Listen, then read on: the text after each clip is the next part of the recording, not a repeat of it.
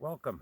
We're out to feed the cows this evening, but I thought I'd switch it up a bit and talk to you about a couple of issues. One, again, I had talked about being safe around cows and how they're pretty harmless, but actually, if they're not bred, these are heifers and they're with a bull right now, but this girl, I think, may be in heat. And so she could jump up on my back at any moment. You do kind of develop a bit of an instinct for that. But what I wanted to talk about is having foresight. And in farming in general, farmers have to be constantly thinking ahead. It'd be pretty obvious. And the more you farm, the more you learn the importance of that. But also as a society, we must.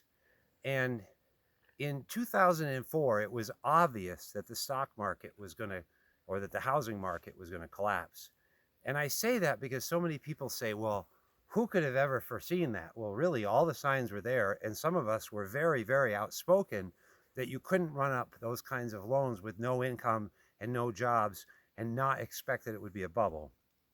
We're in that situation now again, where you don't look back and go, gee, who could have foreseen that borrowing 7 or 8 or 10 trillion dollars in COVID funds would just be okay?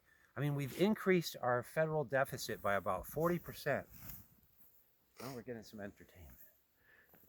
Overnight, and nobody's talking about it. In fact, everyone's clamoring, including the mainstream news media, for more money and more checks. And when are you going to give us more checks?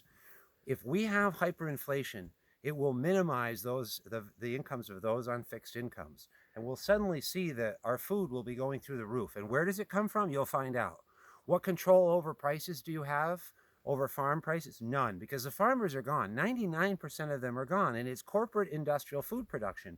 So aside from the things I discuss here about food safety, food health, the health of the animals, using fewer fossil fuels and chemicals and other toxic inputs to produce our food, one issue is food security. And in the 1920s, there were 25 or 30,000 Vermont farms, dairy farms, and now there are under 700. So we do that at our peril. This is no good to be in hindsight.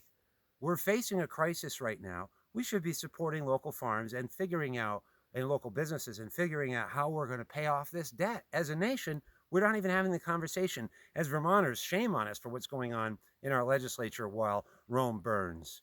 So thanks for joining me and my cows. They don't know what's happening, but we should. I hope you join me again. Thank you.